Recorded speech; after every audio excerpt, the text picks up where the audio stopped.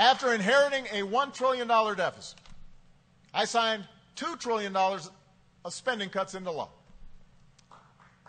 My opponent won't admit it, but it's been starting to appear in places, real liberal outlets like the Wall Street Journal.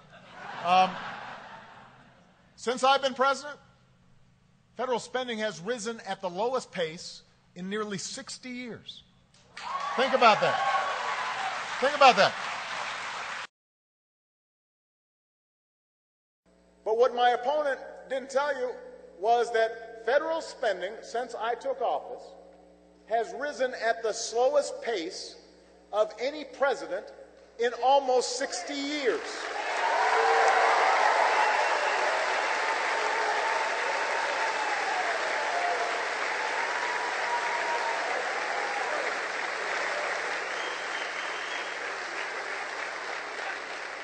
By the way, that generally happens. What happens is the Republicans run up the tab, and then we're sitting there, and they've left the restaurant, and then they point, why'd you order all those steaks and martinis? And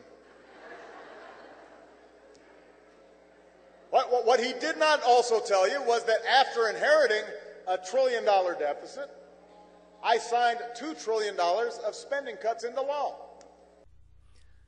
How can the president make such statements? After all, he is supposed to be the big spender, the biggest of them all.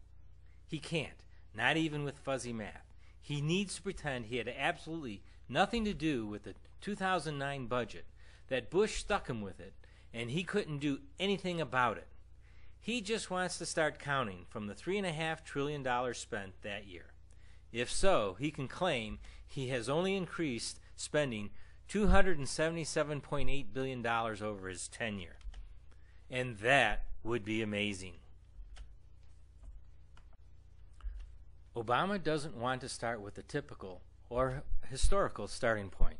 That is from the 2008 budget. He wants to do something different. He wants to change and hopes you don't notice. If we did do what has always been done, he'd have to claim a $753 billion increase, an increase of 25%, most of that in the first year.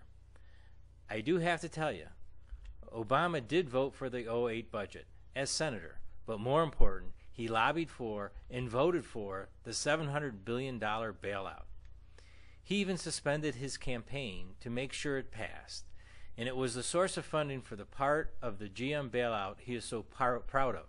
That's a big part of the 2008 budget. Now here's the strange part.